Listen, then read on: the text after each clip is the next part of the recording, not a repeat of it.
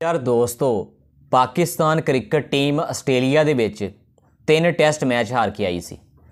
New Zealand ਦੇ ਵਿੱਚ 5 T20 ਮੈਚਾਂ ਦੀ ਸੀਰੀਜ਼ ਸੀ, ਜਿਨ੍ਹਾਂ ਦੇ ਵਿੱਚੋਂ 4 T20 match Pakistan cricket team ਹਾਰ ਗਈ ਸੀ। ਸਿਰਫ ਇੱਕ T20 ਮੈਚ ਨਿਊਜ਼ੀਲੈਂਡ ਦੇ ਖਿਲਾਫ ਪਾਕਿस्तान क्रिकेट टीम जित के आई सी। लेकिन दोस्तों उस वक्त पाकिस्तान क्रिकेट टीम के ਜਿਹੜੇ डायरैक्टर सी वो मुहम्मद हफीज़ सी। मुहम्मद हफीज़ भी पाकिस्तान क्रिकेट टीम की तरफों क्रिकेट खेलते रहे आ। मुहम्मद हफीज़ ਜਿਹੜੇ पाकिस्तान क्रिकेट टीम के डायरैक्टर सी, ਉਹਨਾਂ ਦੀ डायरैक्टर होने की वजह तो ਉਹਨਾਂ ਦੇ ਉੱਤੇ काफ़ी ज़्यादा तनकीद की गई। सोशल मीडिया ਤੇ काफ़ी ज़्यादा लोगों ने मुहम्मद हफीज़ ਨੂੰ तनकीद का निशाना बनाया।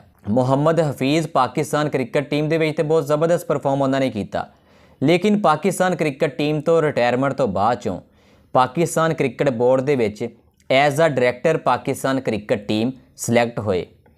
मुहम्मद हफीज़ के डायरैक्टरशिप के ਵਿੱਚ पाकिस्तान क्रिकेट टीम ਆਸਟ੍ਰੇਲੀਆ ਦੇ ਵਿੱਚ लगातार 3 टैसट मैच हार के आई सी। पाकिस्तान क्रिकेट टीम 26 साल बाद भी ਆਸਟ੍ਰੇਲੀਆ ਦੇ ਕੋਲੋਂ कोई एक टैसट मैच भी नहीं जीत सकी। लेकिन उस तो बाद चो पाकिस्तान क्रिकेट टीम न्यूजीलैंड गई सी, लेकिन न्यूजीलैंड दे विच पहले लगातार 4 मैच पाकिस्तान क्रिकेट टीम हार गई। पाकिस्तान क्रिकेट टीम की इस हार की वजह तो पाकिस्तान क्रिकेट टीम के जिहड़े फैन सी काफ़ी ज़्यादा दिल बर्दाश्ता सी। पाकिस्तान क्रिकेट टीम दे विच काफ़ी ज़्यादा तब्दीलियां कीतियां गईयां इस हार तो बाद चों।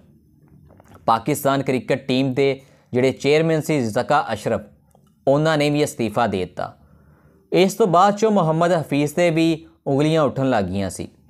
मुहम्मद हफीज़ की जिहड़ी मुद्दत मुलाजमत जिहड़ी सी पूरी हो चुकी सी, लेकिन मुहम्मद हफीज़ उम्मीद लाए बैठे सी कि मेरी मुद्दत दे विच तसीह की जाएगी।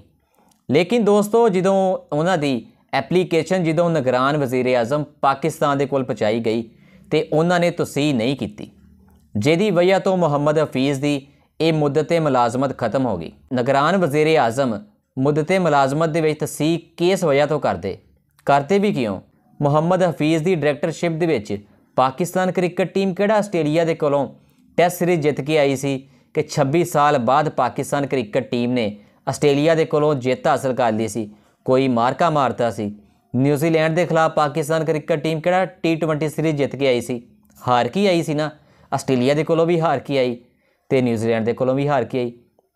ਕੇਸ ਬੇਸਿਕ ਦੇ ਉੱਤੇ ਮੁਹੰਮਦ ਹਫੀਜ਼ ਦੀ ਮੁੱਦਤ ਮੁਲਾਜ਼ਮਤ ਵਿੱਚ ਤਸੀਹ ਨਿਗਰਾਨ ਵਜ਼ੀਰ ਆਜ਼ਮ ਕਰਦੇ, ਉਹਨਾਂ ਨੇ ਕੀਤੀ ਨਹੀਂ, ਕਰਦੀ ਵੀ ਨਹੀਂ ਚਾਹੀਦੀ ਸੀ, ਕੋਈ ਹੱਕ ਵੀ ਨਹੀਂ ਬਣਦਾ ਸੀ। ਅਗਰ ਤੇ ਪਾਕਿਸਤਾਨ ਕ੍ਰਿਕਟ ਟੀਮ ਕੋਈ 26 ਸਾਲਾਂ ਬਾਅਦ ਕੋਈ ਟੈਸਟ ਸੀਰੀਜ਼ ਆਸਟ੍ਰੇਲੀਆ ਦੇ ਕੋਲੋਂ ਚਲੋ ਜਿੱਤ ਕੇ ਆ ਜਾਂਦੀ ਤੇ ਫੇਰ ਤੇ ਕੋਈ ਗੱਲ ਸਮਝ ਆਉਂਦੀ ਸੀ। ਨਿਊਜ਼ੀਲੈਂਡ ਦੇ ਖਿਲਾਫ ਪਾਕਿਸਤਾਨ ਕ੍ਰਿਕਟ ਟੀਮ ਉੱਥੇ ਜਿਹੜੀ T20 ਮੈਚਾਂ ਦੀ ਸੀਰੀਜ਼ ਹੋਈ ਸੀ ਉਹ ਜਿੱਤ ਕੇ ਆ ਜਾਂਦੀ तो फिर तो चलो कोई समझ आती सी कि उन्होंने मुद्दत मुलाजमत में तसीह कर दी गई है, क्योंकि पहलों भी कर दिता जाता सी, इदा मुलाजमत में तसीह कर दी जाती सी।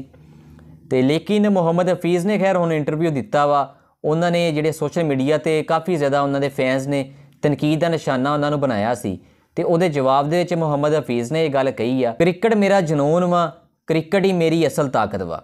खैर मुहम्मद हफीज़ का यह बयान जिहड़ा वा सोशल मीडिया के उत्ते काफ़ी ज़्यादा वायरल आ। लेकिन मुहम्मद हफीज़ की डायरैक्टरशिप के ਵਿੱਚ पाकिस्तान क्रिकेट टीम कोई खास परफॉर्म नहीं कर पाई सी। ICC का 2023 का वर्ल्ड कप होया, उत्थे भी पाकिस्तान क्रिकेट टीम हार के आई सी, जित के नहीं आई सी। खैर दोस्तों, मुहम्मद हफीज़ के बारे तुसी की कहने आ, मैनू कमेंट्स दे विच ज़रूर दस्सिओ।